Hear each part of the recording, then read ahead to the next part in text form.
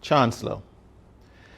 I now ask the public orator Professor Elizabeth Walcott Hackshaw to present Mr. Ray Anthony Holman, whom the Senate and the Council of the University have been pleased to recommend for the award of the degree of Doctor of Letters honoris causa.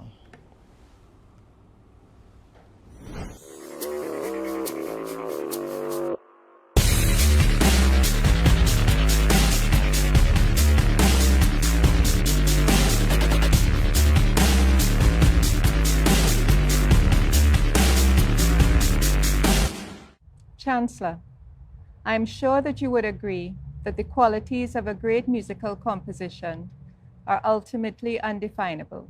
They surpass technical knowledge or perfect execution. Such music has the alchemy to transform the ordinary of our daily lives into something transcendent. Chancellor, Ray Anthony Holman is such an alchemist, mixing potions as composer, arranger, performer, musician, vocalist, and educator.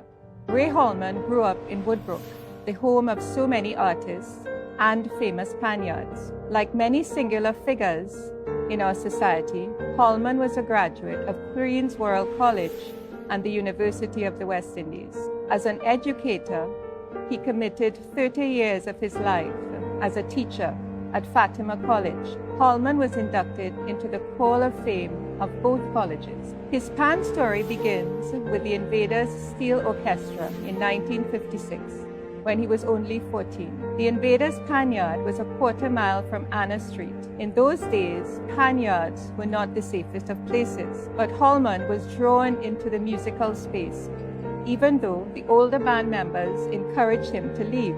Ellie told them to let him stay. This was Ellie Mannett, pioneer, modern father of the steel drum, who welcomed the young Holman into his panyard. For this, Chancellor, we are eternally grateful.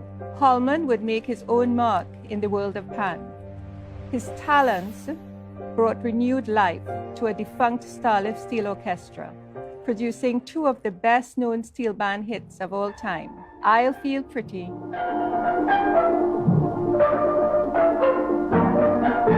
and Penny Lane.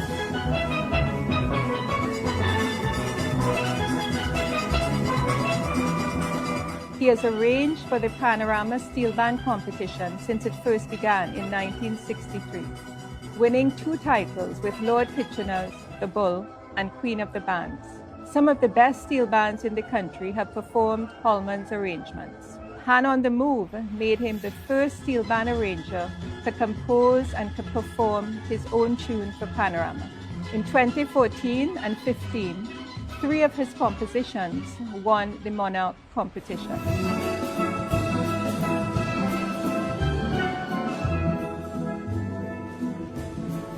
Chancellor, genius should not be contained, so we have shared our Caribbean musical master with the rest of the world. They too have recognized his extraordinary compositions, arrangements, and performances, including the highly acclaimed score of Black Orpheus.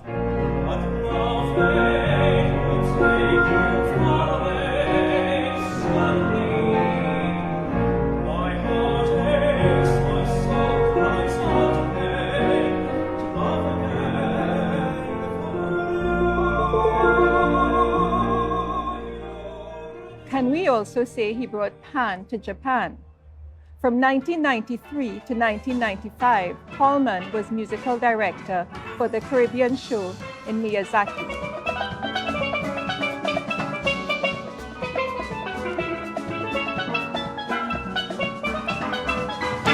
His compositions and arrangements have been performed by 100-piece Japanese steel pan orchestras.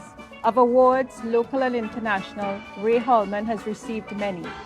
These all commemorate his exceptional pioneering contributions to steel pan music. In 1989, the government of Trinidad and Tobago awarded him the Hummingbird Silver Medal for Music.